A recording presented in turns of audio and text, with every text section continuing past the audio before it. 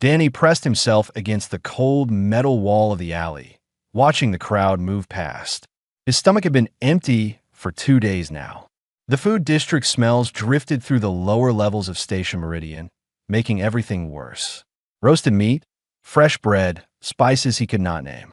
All of it just out of reach. He was 12 years old and had lived on these streets for 3 years. After his parents died in an accident with the station's air recycling system, the authorities labeled him unsponsored. No family meant no home. No home meant the streets. That was how things worked here. The restaurant across from his alley served Draken customers mostly dragon-like aliens with scales and wings, predators from a death world everyone feared. They paid well and ate huge portions. Sometimes they left food on their plates. Danny had watched other street kids try to sneak scraps from the trash bins. The restaurant owner always chased them away, and old Draken emerged from the restaurant's door carrying a container. His scales were dull gray instead of the bright colors younger Draken had. He moved slowly, one hand against the wall for support. His wings stayed folded tight against his back. Danny had seen him before, always alone, always quiet. The old dragon walked toward the alley. This was Danny's chance. His only chance today. He stepped out from the shadows, his voice barely above a whisper. "Sir, can I have the leftovers?" The Draken stopped. His eyes, ancient and yellow, fixed on Danny. They were the eyes of a predator, even dimmed by age. Danny's heart hammered. Every instinct told him to run. Draken were dangerous. Everyone knew that. But hunger held him in place. The old dragon studied him for a long moment. Danny noticed scars crossing the alien's face and arms. Battle scars. This one had been a warrior once. "When did you last eat a full meal?" the Draken asked. His voice was rough, like stones grinding together. Danny tried to remember. "I found half a ration bar 4 days ago." The Draken's expression did not change, but something shifted in those yellow eyes. He turned back toward the restaurant without a word. Danny thought that was it, rejection like always. But then the dragon looked over his shoulder. "Follow me." Danny hesitated. Going into a Draken restaurant felt wrong. Street kids did not belong in places like that. But the old warrior was already moving back inside, and Danny's hunger made the decision for him. The restaurant went quiet when Danny entered. Other Draken customers stared. The owner, a large dragon with red scales, started to object. The old warrior raised one hand. "I am paying." "He eats." The owner's mouth closed. He gestured toward a table in the corner. The old Draken sat, and Danny slid into the seat across from him. His hand shook. He had not been this close to a Draken before. The dragon was huge, even sitting down. One swing of those clawed hands could kill Danny easily. The warrior ordered food. Real food, not scraps. A protein dish with vegetables and actual bread. Danny's mouth watered as the server brought it. He wanted to grab it all and shove it in his mouth, but some part of him remembered manners his mother taught him years ago. "Eat," the Draken said simply. Danny ate. He tried to go slow, but his body had other ideas. The food disappeared fast. It was the best thing he had tasted in years. The old warrior watched him the entire time, not touching his own container of leftovers. "You'll make yourself sick eating that fast," the dragon said quietly. "Slow down." Danny forced himself to chew more, to breathe between bites. The Draken did not ask questions, did not demand anything. He just sat there, calm and patient. When Danny finished, the warrior slid a small credit chip across the table. "Come back tomorrow. Same time." Danny stared at the chip. It was worth maybe 2 meals from the cheaper stalls. "Why?" "You asked a simple question," the Draken said. "You deserved a simple answer." "No one helps street kids," Danny said. "Especially not Draken." The old warrior's scarred face showed something that might have been sadness. "I know. That's the problem." He stood slowly, his joints making soft popping sounds. Danny grabbed the credit chip, still not understanding. The dragon moved toward the door, then paused. "My name is Grask. What's yours?" "Danny." "Tomorrow, Danny. Same time." Grask left the restaurant without looking back. Danny sat alone at the table, the empty plate in front of him and the credit chip warm in his hand. The other Draken customers had stopped staring and gone back to their meals. The owner cleaned tables nearby, occasionally glancing at Danny with confusion. Nothing made sense. Draken were warriors, hunters, fighters. They did not buy dinner for human street kids. They did not give away credits. They did not ask names. But Grask had done all those things. Danny left the restaurant and returned to the alley where he usually slept. The other street kids would be in their spots soon, fighting over the best corners and arguing about which trash bins had the least competition. Danny would tell no one about this. They would not believe him anyway. He curled up in his usual spot, the credit chip hidden deep in his pocket. His stomach was full for the first time in months. Tomorrow felt impossible, like a dream his mind created to deal with hunger. But the credit chip was real. The memory of food was real. Grask was real. Danny closed his eyes and, for the first time in years, felt something other than fear or hunger. It was small and fragile, barely there at all. It felt like hope. 2 weeks passed like a strange dream. Every evening at the same time, Danny returned to the restaurant. Every evening, Grask bought him dinner and sat across from him in silence. The old Draken never asked for anything in return. He just watched Danny eat with those ancient yellow eyes that on the 5th day, Grask started asking questions. Simple ones at first. Where did Danny sleep? The lower maintenance tunnels, Danny answered, where security did not patrol. Did he know how to read? A little, from before his parents died. What did he do all day?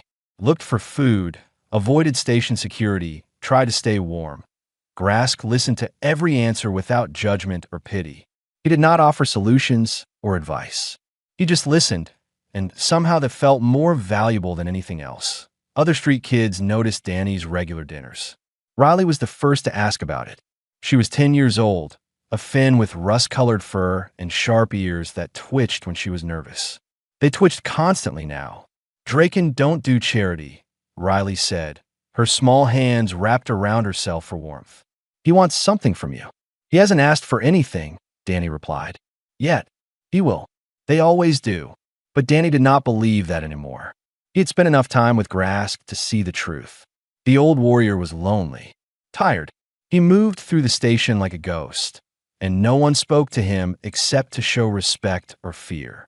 Danny might be the only person who talked to Grask like he was just a person out on the 10th day.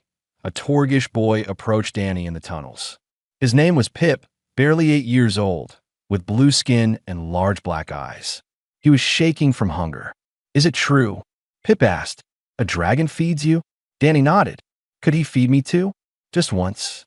I haven't eaten in 5 days. Danny felt torn. Grask's kindness felt personal, special. Asking for more seemed greedy. But Pip looked so small and scared. Danny remembered feeling that way every single day before Grask appeared. That evening, Danny brought Pip to the restaurant. The little Torgish hid behind Danny's legs, terrified of the large Draken. Grask looked at Pip, then at Danny. A friend of yours? Grask asked. He's hungry, Danny said quietly. I know it's a lot to ask, but sit, Grask interrupted. He gestured to the chair next to Danny. Both of you. Grask ordered 2 meals without hesitation. Pip ate even faster than Danny had on that first day, tears running down his blue cheeks. The old warrior said nothing, just watched them both with that same patient expression. The next evening, Riley came too. Then 2 more kids. Then 5. Within 2 weeks, Grask's table was surrounded by a dozen street children, all eating real food for the first time in months or years. The restaurant owner, Hess, grew nervous. This is becoming a problem, Grask. My regular customers are complaining. Then I'll pay for a private room, Grask said calmly. It's not about the credits. It's about what people will think. Let them think what they want. Hess had no answer to that. Everyone knew Grask's reputation. 400 years in the Galactic Defense Corps. Hundreds of battles.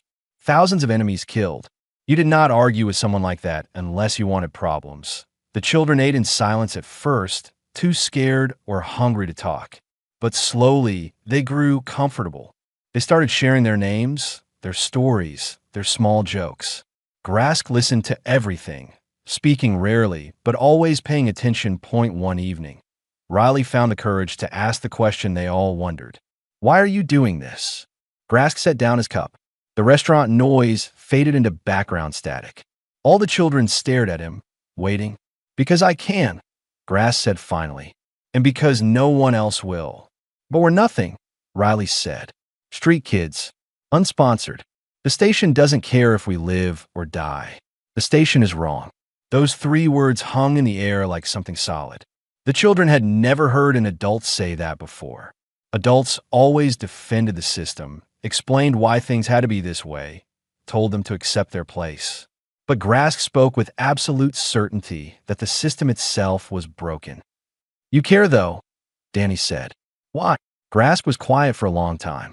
His clawed fingers traced patterns on the table surface. Finally, he spoke, his voice softer than usual. "I spent 400 years fighting wars. I killed more beings than I can count. I told myself it was necessary, that I was protecting the innocent. But I never stopped to actually help the innocent. I just killed their enemies and moved on." He looked at each child in turn. "You asked me for leftovers, Danny. Such a simple thing. It made me realize I had never given anything to anyone.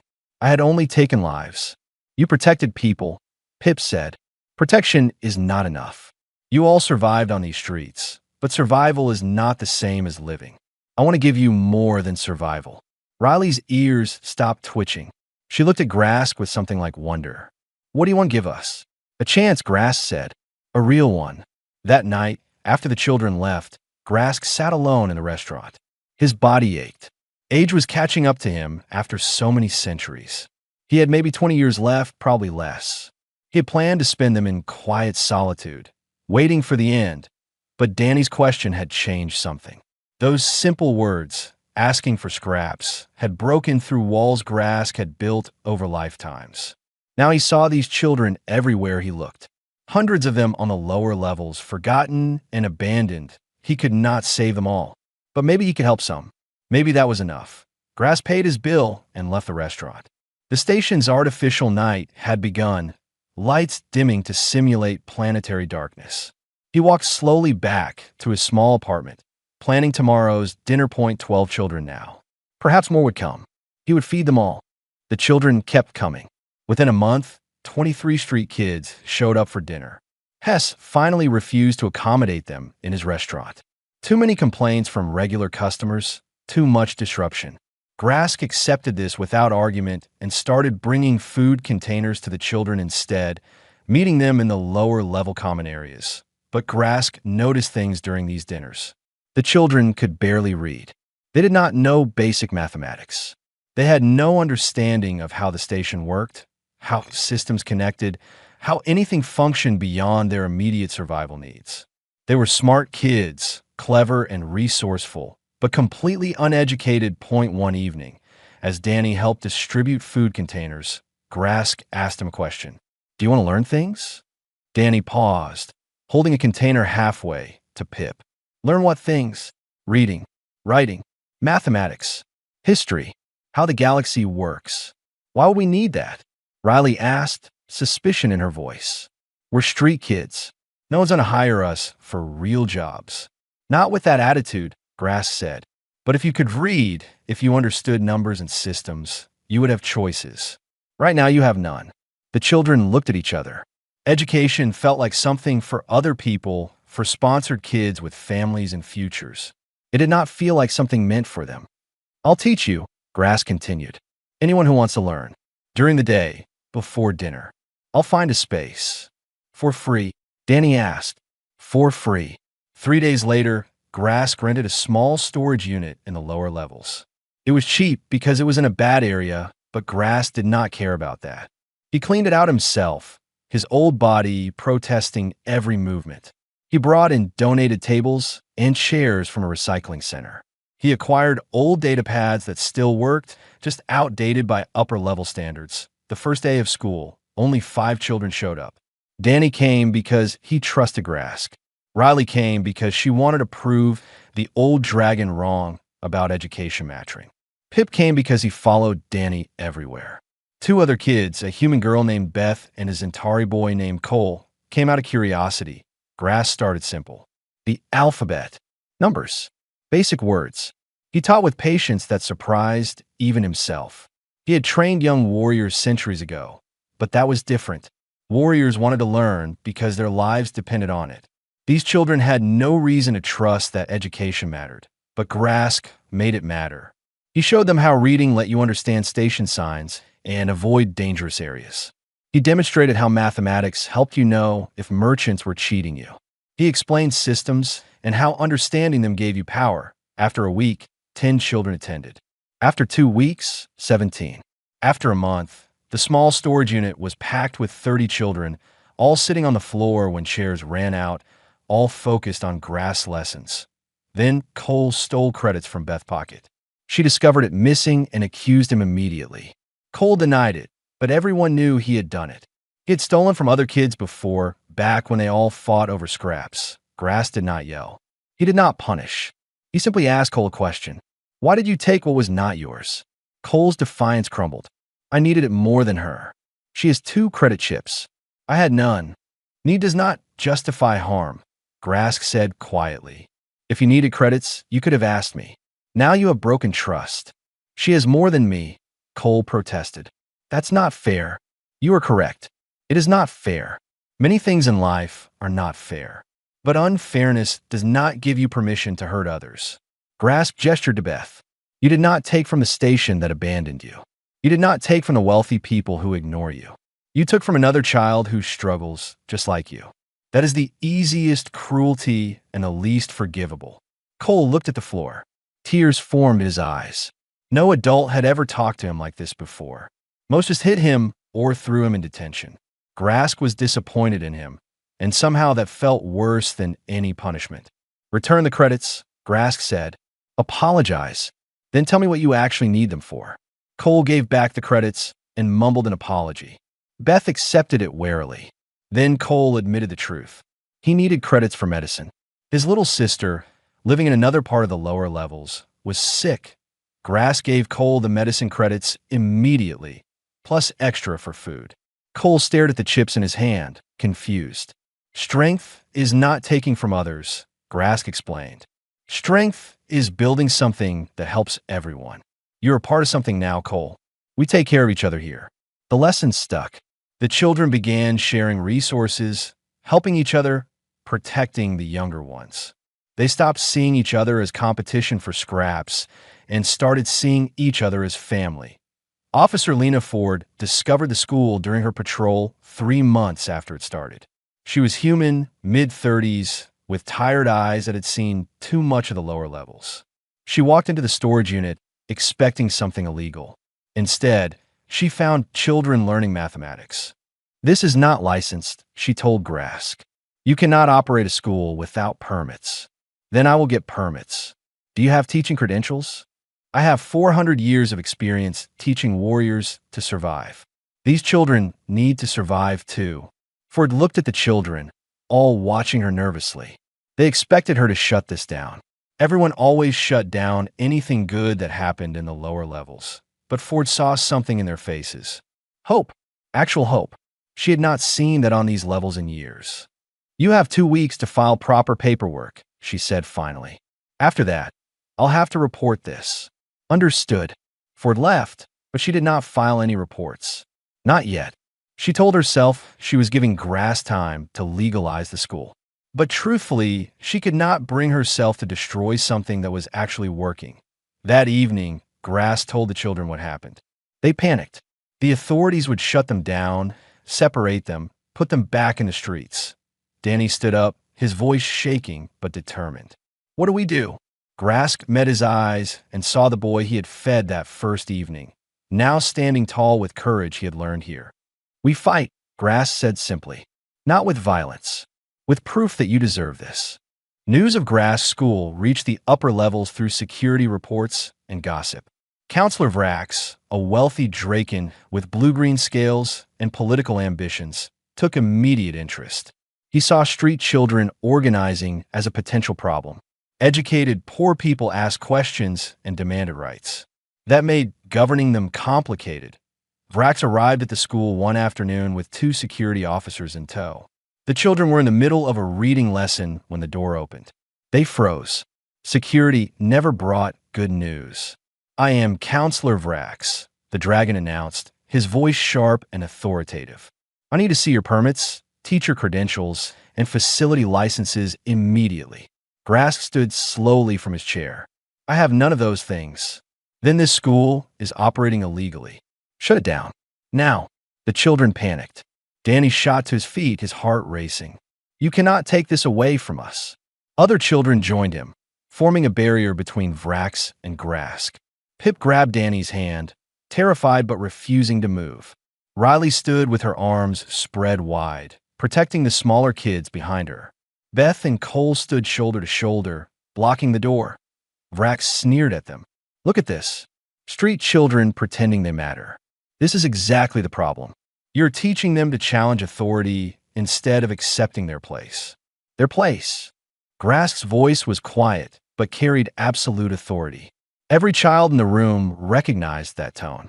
So did the security officers. Their place is wherever they have the ability to reach. Right now, you are deciding their place is ignorance and poverty. I'm deciding nothing. The law decides. You are operating an unlicensed facility with no credentials. These children should be in processing centers, being prepared for useful labor. Useful to whom? Grask asked. Useful to the station? Or useful to counselors who need cheap workers and do not want them educated enough to demand fair treatment? Vrax's scales rippled with anger. You overstep, old one. I could have you arrested for this. You could try. The temperature in the room dropped. Grask had not moved, had not raised his voice, but something changed. The security officers stepped back instinctively.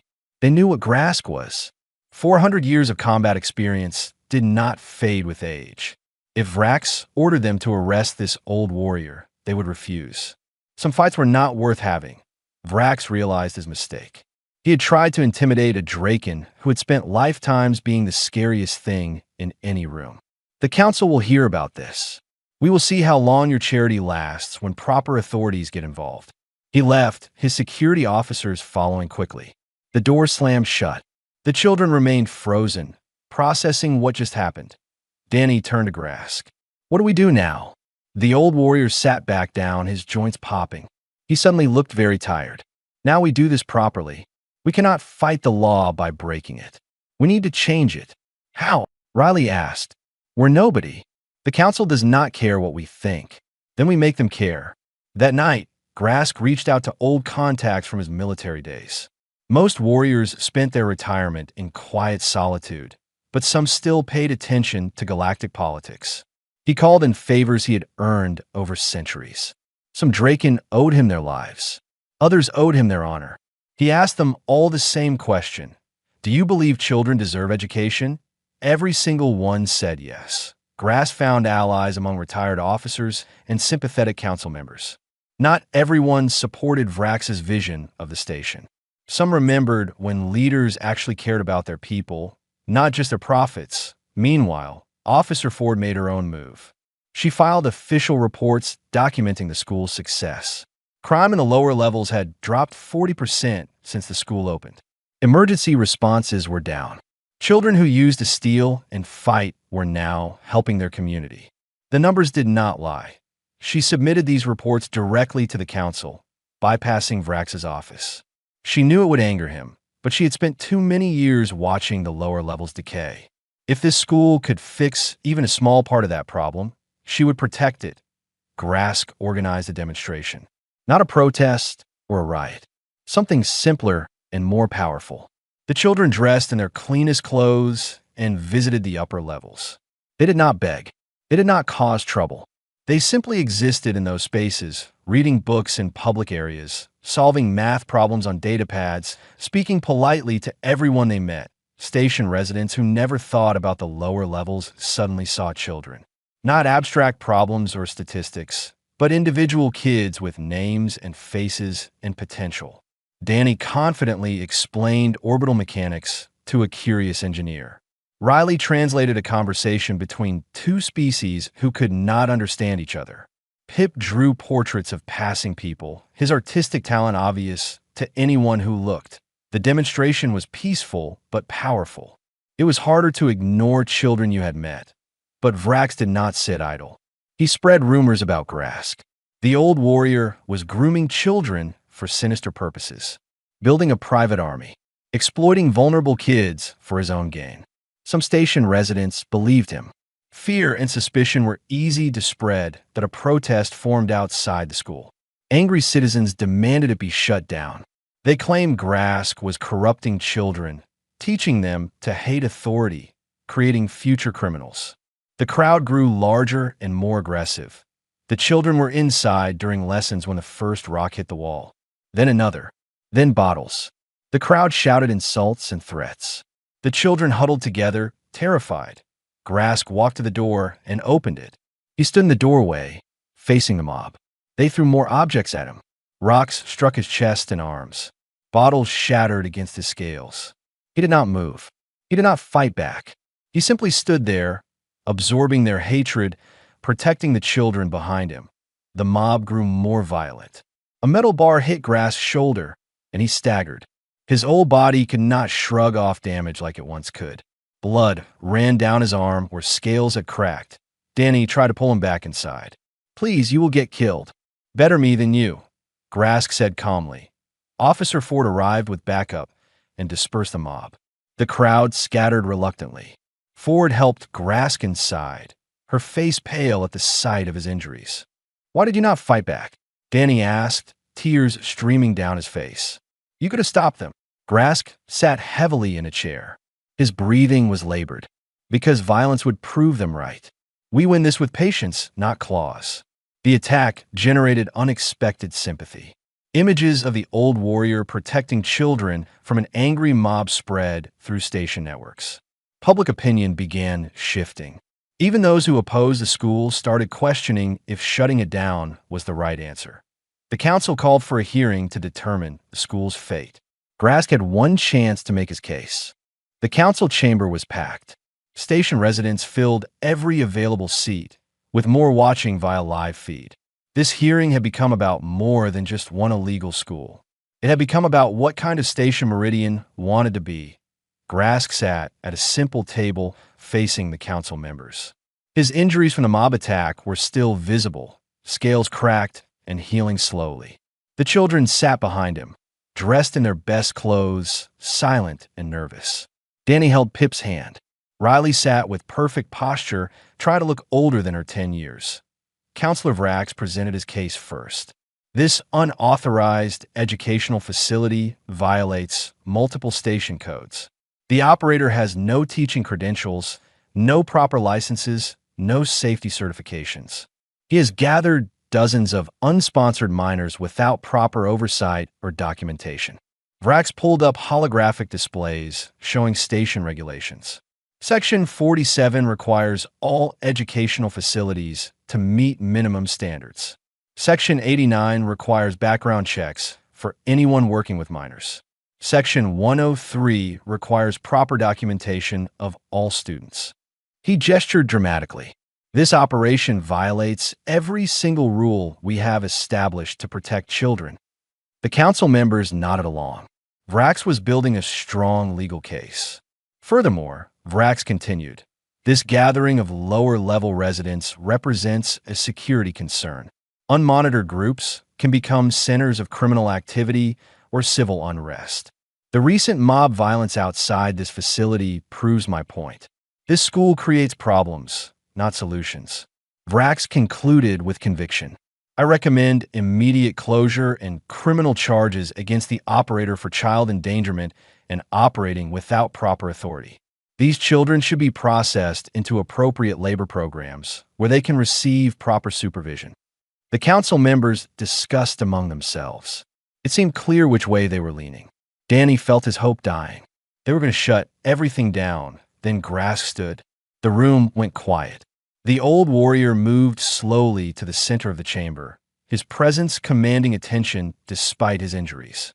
I will not defend myself with legal arguments, Grask said. Counselor Vrax is correct. I broke your rules, but I want you to hear from the people those rules affect. He gestured to the children. Danny, please stand. Danny stood on shaking legs. Every eye in the chamber turned to him. He had never spoken in front of so many people before. His voice came out small at first. 3 months ago, I lived in maintenance tunnels and ate garbage. I could barely read. I did not know basic math. I had no future except maybe dying in the streets before I turned 18. He took a breath, forcing his voice stronger. Grask taught me engineering principles. I can calculate load distributions and understand station systems now. I want to work in station maintenance. I have a goal now. A future. He gave me that. Danny sat down. Riley stood next. I am Fen. My species is often used for translation work because we are good with languages. But no one would hire me because I was unsponsored. Grass taught me 5 new languages and how to properly translate between species. I work part-time now helping merchants. I pay taxes. I contribute. Her ears stood tall with pride. He made me a citizen instead of a problem. Pip stood next, his small voice barely audible. I draw pictures now. Grask says I have talent. A merchant bought 3 of my drawings for his shop. I earn credits. Real credits. For my own work. One by one, children stood and spoke. Each shared how Grask had changed their lives. Not with charity, but with opportunity. Not with pity, but with respect. Then Officer Ford took the floor. I have patrolled the lower levels for 8 years. Crime has always been high. Emergency response is constant, violence routine. Since the school opened, everything changed. She displayed her statistical reports. Crime down 40%. Emergency calls reduced by 30%. Child welfare incidents dropped by 50%. She looked directly at the council. This school did more to help the lower levels in 3 months than the station government has done in 3 years. If you shut it down, you're choosing to return these children to poverty and crime. That choice will be on your conscience. Merchant Walter spoke next, explaining how children from the school now worked legitimate jobs in his business. A medical officer testified about reduced injuries among lower-level minors. A maintenance supervisor explained how Danny and 2 other students had helped identify a dangerous structural weakness that could have caused casualties. The evidence piled up. Grask's school worked. It worked better than any official program. Then an unexpected witness arrived. Torvin, a Draken elder, entered the chamber. He was massive, even by Draken standards, his scales pure white with age. Council members stood in respect. Torvin had commanded entire fleets during the territorial wars. I trained Grask 300 years ago, Torvin said, his voice like thunder. He was the finest warrior I ever commanded. He killed thousands in defense of this galaxy. He earned his rest 100 times over. Torvin's eyes swept the council. Yet he chooses to spend his final years teaching children that no one else will help. If that is not the definition of a warrior's honor, then we have forgotten what honor means. The chamber went silent. You did not argue with Torvin. He was legend. Vrax made his final argument. Sentiment does not change the law. These children are wards of the station. They should be in processing centers, being prepared for productive labor. This emotional theater does not address the legal violations. Grask finally spoke directly to the council. 3 months ago, a hungry child asked me for leftovers, just scraps. That simple question made me realize I'd spent 4 centuries fighting for a galaxy I never tried to improve. We defend against external threats, but ignore internal ones. He gestured to the children. These are not problems to process. They are people to nurture. The real question is not whether I have the right to teach them. The question is whether this station has the right to abandon them. The council deliberated for 3 hours. The entire station watched and waited. Finally, they returned with their decision. The school could remain open, provided it met basic safety standards and Grask underwent official teaching certification. It was not perfect, but it was permission. More importantly, the council allocated funding for similar programs across the lower levels. They established new policies for unsponsored minors, giving them access to education and opportunities that Danny's simple question had sparked systemic change. 6 months after the council hearing, Station Meridian's lower levels looked different. Not completely transformed, but changed in small, important ways. The school had expanded into 3 separate locations.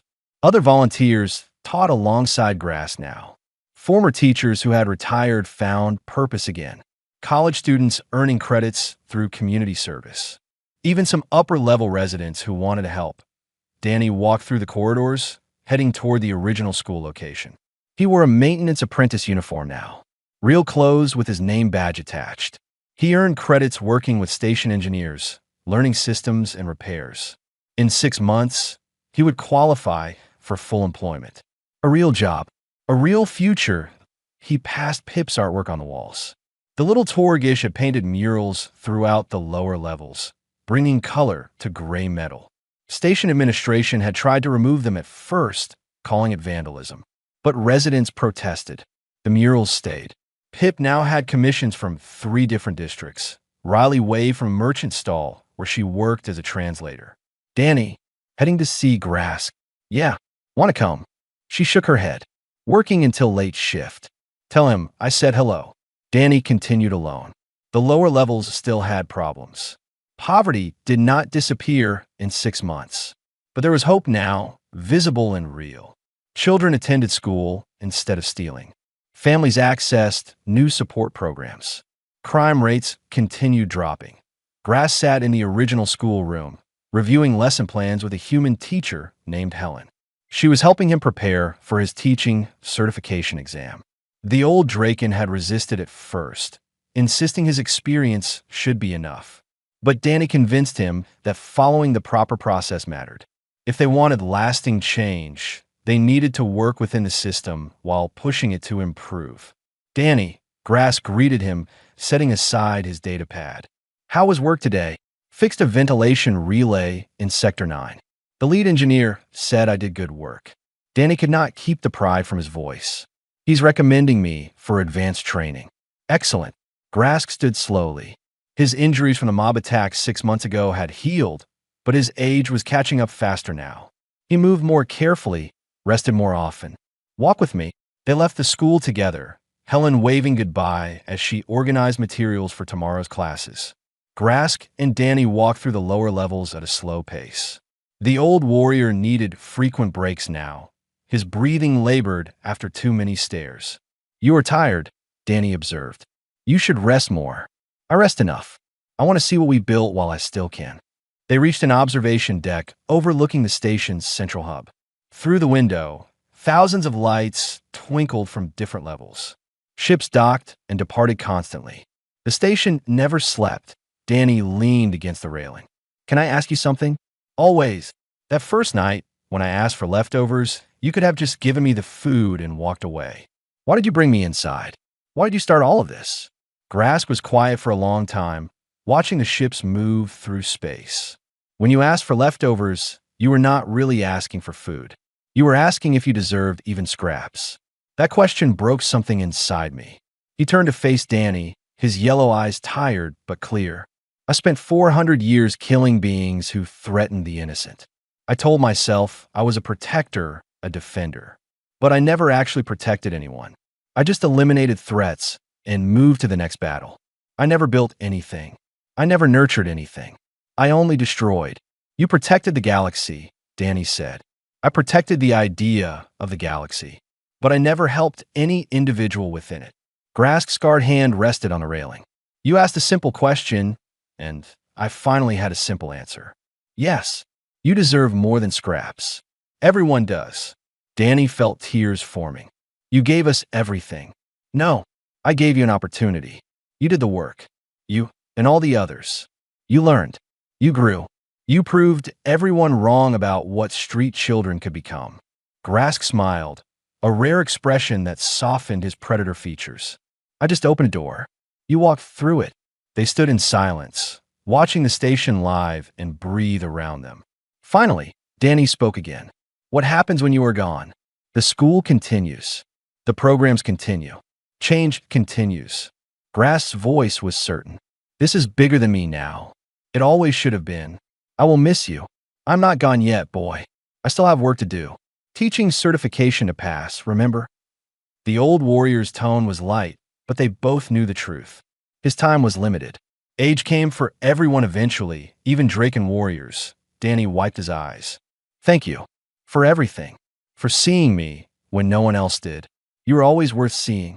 You just needed someone to look. They walked back to the school together. Other children had arrived, for evening activities. Homework help, art projects, social time. The school had become more than education. It was community, family for children who had none. Grask settled into his chair, immediately surrounded by students asking questions. He answered each one patiently, giving them his full attention. Danny watched from the doorway, memorizing this moment. The old warrior surrounded by children who loved him, teaching until his last days, finding peace in service instead of violence. This was Grask's legacy. Not the battles he won or the enemies he killed. This, children learning and growing, building futures they thought impossible. Danny left the school and headed home to the small apartment he now rented with Riley and 2 other former street kids. He had a real home now, a real bed, a real life, all because he asked one simple question to the right person at the right time. Can I have the leftovers? That question had changed everything. Not because of the words themselves, but because of what happened when someone actually answered with kindness instead of contempt. When someone saw a child instead of a problem. When someone chose to build instead of ignore. Grask had given Danny more than food that first night. He had given him proof that he mattered, that his life had value, that the galaxy could be better if people chose to make it so. Sometimes the most important answer is not what you say. It is what you do when someone asks for help. Grask did not just give Danny leftovers. He gave him a future, and in doing so, found purpose in his own final chapter. The station continued its eternal rotation. Children slept safely in beds instead of tunnels. Dreams replaced nightmares. Hope grew where despair once lived. All because one old warrior decided that protecting the innocent meant more than killing their enemies. It meant giving them reasons to thrive. That lesson would outlive them all.